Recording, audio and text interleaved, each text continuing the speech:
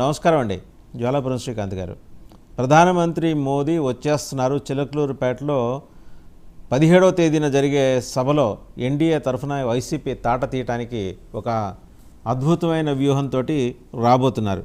ఇన్నాళ్ళు మిమ్మల్ని లాలించి బుజ్జగించి చంకనెత్తుకొని దత్తపుత్రుడి మాదిరి చూశారని విపక్షాలు గోలబెట్టినాయి. ఇవాళ అవే విపక్షాల తరఫున ఉమ్మడి కూటమి తరఫున ప్రచారం చేయడానికి ప్రధానమంత్రి వస్తున్నారు.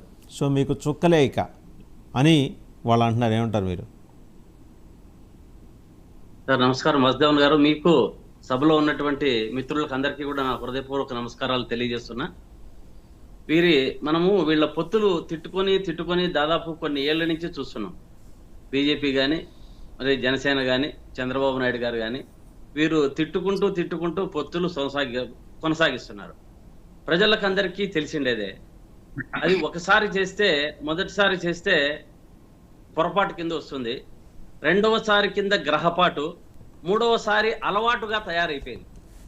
అంటే ఒకరి మీద ఒకరి నమ్మకం లేక మనకు ఏమి చేస్తున్నాం, ప్రజలకు మనం ఏమి హామీలు ఇస్తున్నాం అనేది లేదు. ముఖ్యమంత్రి జగన్మోహన్ రెడ్డి గారు సంక్షేమ పథకాల మీద ముందుకెళ్తున్నారు. ఈ సంక్షేమ పథకాలను ప్రజలలో ఆదరణ అభిమానాలు ఉన్నాయి కాబట్టి మనము వీళ్ళను ఏదో ఒకటిగా నిర్ణయించి ముఖ్యమంత్రి గారిని దింపాలని ఆలోచిస్తున్నారు. కానీ వారు బీజేపీ కానీ జనసేన కానీ తెలుగుదేశం పార్టీ కానీ నిన్న జరిగినటువంటి తెలంగాణ సభలో కూడా చెప్పారు, ముస్లింలకు రిజర్వేషన్ తీసేస్తామన్నారు. మరి మనకు కావలసినదేమి? ప్రధాన అంశము మనకు ముఖ్యంగా రాష్ట్రంలో మనకు ప్రత్యేక హోదా అంటున్నాం, దాన్ని తేవడం లేదు. ఇది విశాఖపట్నం స్టీల్ ప్లాంట్ గురించి ఏమన్నా మాట్లాడుతున్నారా? మన ప్రైవేటీకరణ చెయ్యము, దీన్ని మనం ఏమన్నా ముందుకు తీసుకొస్తున్నాం అనే అంశాలు ఈ ముగ్గురు కలిసినా ఎక్కడా లేదు. ఈ విషయాలన్నీ కూడా ఏదో ఒకటి ముఖ్యమంత్రి వైఎస్ జగన్మోహన్ రెడ్డి గారి ప్రజాదరణ ఉంది. ఈ సిద్ధం సభలో చాలా హైలైట్ గా, అంటే ఒకదానికి మించిన తరహాలో ఒకటి 3 లక్షలైతే, ఒకటి 6 లక్షలైతే, ఒకటి 12 లక్షలైతే, లాస్ట్ కు మేదరమెట్లో జరిగిన సభ 24-20 లక్షలతో జరిగిపోయింది. ఈ సభలు వీళ్ళు ఎవరు నిర్వహించలేక, అంటే ఇప్పుడు చంద్రబాబు నాయుడు గారిని చూసాం, సభ నిర్వహించాలంటే ఆయన ఒక్కడే చేతగాక మన కందుకూరులోనే చూసాం. కందుకూరులో ఆ 4 మధ్యల కూడలిలో తీసుకొని పెట్టి, ఆ కూడలలో జనం సమీకరణ ఇంత వచ్చింది అని అంత జూమ్ కెమెరాలు అది ఇది పెట్టేసి, మీరు కూడా అంతే చేశారు కదా, మీరు కూడా డ్రోన్ కెమెరాలతోటే కదా చేసింది. గారు ఎలా చేస్తున్నారంటే, ఆ సభలంటే ఇలా ఉండాలి, రాజకీయ సభలు ఇలా జరపాలి, ఏ పార్టీలు జరిపినా సభలకు డబ్బు ఖర్చు కాకుండా పోదు, ప్రతి ఒక్కరికి డబ్బు ఖర్చు అయ్యే సభలే. ఎందుకంటే చంద్రబాబు నాయుడు గారు అన్నారు, ఇది ఏదో ఒక ప్రైవేట్ తరహాలో డబ్బు ఖర్చు పెట్టి చేస్తున్నారు అంటే, ఆయన పెడితే కూడా డబ్బులు ఖర్చు పెట్టాల్సిందేదే. జనసేన పెట్టినా 500 మంది వచ్చినా, 2000 మంది వచ్చినా, 3000 మంది వచ్చినా డబ్బులు ఖర్చు పెట్టండి ఏ సభలకు ప్రజలు రారు.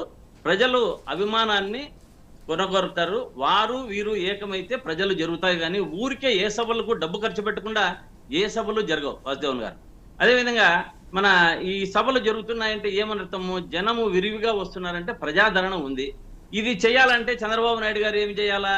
ఏదో ఒకటి మన జనసేన పార్టీ అధినేతనో లేదంటే బీజేపీనో చేస్తే తప్ప ఆ తరహాలో, అంటే అంతకు మించి చేయలేరు, ఆ తరహాలో చేసే ఒక అవకాశము వారికి ఉంటుంది అని చెప్పి ఈ యొక్క మోడీ సభ గురించి తెలుస్తున్నారు. ఈ మోడీ సభలో వారు చేసేది ఈ 3 అంశాలను లేవనెత్తమనండి. మోడీ గారు కానీ, జనసేన అధినేత కానీ, చంద్రబాబు నాయుడు గారిని విశాఖ స్టీల్ ప్లాంట్ ని మన ప్రైవేటీకరణ చెయ్యము అనే అంశాన్ని, అదేవిధంగా మన ముస్లింస్ మన రిజర్వేషన్లు తీసేస్తామని కానీ, అదేవిధంగా మన తెలంగాణకు చెప్పినటువంటి ఈ యొక్క అంశాలను మనకు ఏదైతే ఉందో మనకు ప్రధానంగా ఈ యొక్క అంశాలను బయటికి తీసుకొని ఆ రోజు చెప్పమనండి.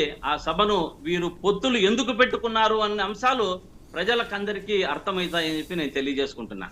అదేవిధంగా బీజేపీ ఇప్పుడు ఉన్నటువంటి ఈ పార్టీలలో ఇక్కడి నుంచి పంపించిన వారికి కోవర్ట్లకు మాత్రమే సీట్లు ఇస్తున్నారు కానీ వేరే వాళ్ళకు ఇవ్వడంలే.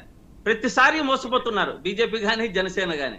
చంద్రబాబు నాయుడు గారు చెప్పిన మాయమాటలను నమ్మేసి ఇక్కడి నుంచి అయితే పంపించిన కోవర్ట్లకు మాత్రమే సీట్లు. ఇంతవరకు నరసాపురం సీటు మన రఘురామకృష్ణరాజు ఉన్నారు, ఆయన ఏ పార్టీలో లేరు, బీజేపీ వారు అక్కడికి నరసాపురం సీట్లు వారికి ఇవ్వాలనుకుంటున్నారు. అంటే చంద్రబాబు నాయుడు ముందు నుంచి ఒక ప్లాన్ లో చేసిన దీంట్లో ఇక్కడి నుంచి పంపించిన కోవర్టను సీఎం రమేష్ అయితేనేమి, మరి ఇంకొకరు అయితేనేమి, ఈ రఘురామకృష్ణరాజు అయితేనేమి, మనము చాలా మందిని చూసాం ముందు నుంచి కూడా. అప్పటి నుంచి కూడా చాలా దీని నుంచి కూడా చూసుకుంటూ వస్తున్నాం. కామినేని శ్రీనివాస్ గారిని పంపించి అప్పట్లో మంత్రి చేశారు. అంటే ఎప్పుడు చూసినా పాపము చంద్రబాబు నాయుడు గారి చేతిలో బీజేపీ, జనసేన అధినేత వీళ్ళు గ్లాస్ పార్టీ మోసపోతూనే ఉన్నారు. ఇటువంటి సభలు ఎన్ని నిర్వహించినా దాంట్లో ఒక ముఖ్య అంశాలను, అంటే ప్రజలకు మనం ఏమి చేస్తామనే అంశాలను బయటికి తీసుకొస్తే స్వాగతిస్తారు అందరూ కూడా. ఇటువంటి అంశాలను స్వాగతించమని చెప్పండి. మరి మన ఈ యొక్క పార్టీలను ముందుకు తీసుకుపోయేంగా ప్రజలకు సంక్షేమ పథకాలు ఏదిస్తున్నారో అది చెప్పాలని చెప్పి నేను మీకు 1,80,000 కోట్ల రూపాయలు. ఒక్క నిమిషం అండి. ఎన్నికలలో పొత్తులు ఒక రకమైన ఏంటంటే గెలవాలా అన్న ఉద్దేశంతో ప్రతి ఒక్కరూ చేసుకోవాల్సిందేదే, తప్పదు. దాన్ని నేను తప్పు పట్టడం లేదు. కానీ వారి యొక్క అజెండాను ముందుకు పెట్టమని చెప్పి నేను కోరుతున్నాను. అంటే ప్రధానమంత్రి మాట్లాడేప్పుడు ఆ మాత్రం క్లారిటీ లేకుండా వస్తారు ఆంధ్రప్రదేశ్కి అనుకుంటున్నారా? 1,80,000 కోట్ల రూపాయలు కేంద్ర ప్రభుత్వం ఇచ్చిన నిధుల లెక్కలు సహా మొత్తం ఆయన వివరించబోతున్నారు. మీరేం చేశారనేది మిమ్మల్ని నిలదీయబోతున్నారు. వాటికి మీ దగ్గర సమాధానం ఉండాలి కదా.